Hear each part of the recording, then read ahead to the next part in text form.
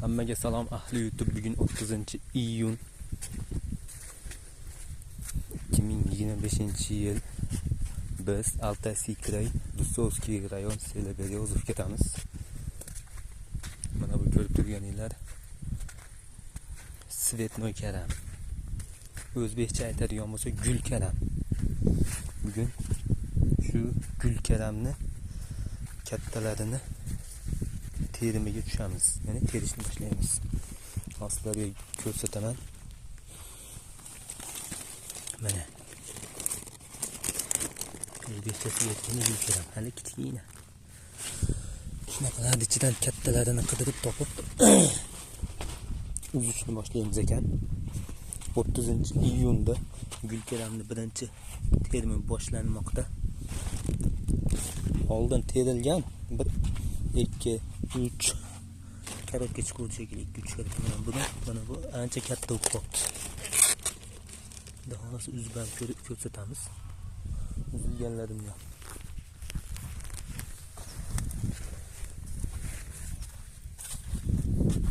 Shunaqa qilib yashirini bola ekanda bu gul karam. Svetnoy deganlari. Bu yerda ham bor ekan. Bu mana yashirinib olgan joyi. Gul karam. O yonidagi Pekinga karam tugadi.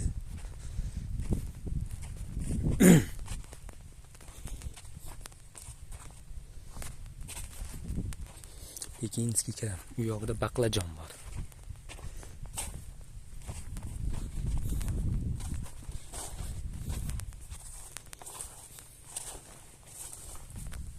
Oldin ham aytib o'tganman, magistralka, ya'ni suv shu orqali tarqaladi, kapelnitsalar. Agar bularga suv ochish kerak bo'lsa, mana keranligini burab qo'ysa, bu yoqqa suv bunga ketadi. Bu yoqda burasa bu yoqqa ketadi. Kerakmas paytda bekitib qo'ysa, boshqa ekinlarga suv boraveradi. Motor orqali. Mana yana bitta yashirinib olgan gul karamimiz. Alloh barakasini bersin. İşlerimizi rivojini bersin, tezroq kuz kelsin. Uyimizga eson-omon qaytishlik nasib aylasin.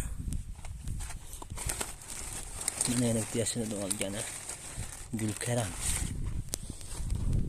Tuxum bilan qo'shib qovurib yesa, menimcha juda go'zal taom bo'ladi menimcha. Yeb ko'rganlar bo'lsa, rahmatga qilib belgilab ketinglar. Yoqqan bo'lsa like, yoqmagan bo'lsa dislike bosinglar. Bu bolalar ham gul karamni uzishga shaylanib turibdi. Bu mayada bitta ko'rib qoldim. Mana yana bitta gul karam. Tuxumga aralashtirib, un qo'shib qovursang, raza yeguli narsa bo'ladi. Bugun havo bugun emas, o'zi bu yil ancha yog'ingarchilik ko'p, sovuq bo'lyapti. Sovuq emas u, namgarchilik ko'p. Bitta futbol ko'rib yuribman. Nu, ancha namgarchilik ko'p, yog'ingarchilik ko'p, yomg'ir ko'p yoqmoqda bu yil. Mana gul karam.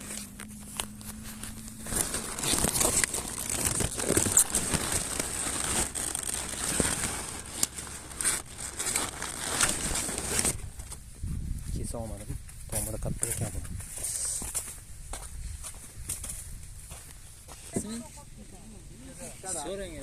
Hozir sapayu.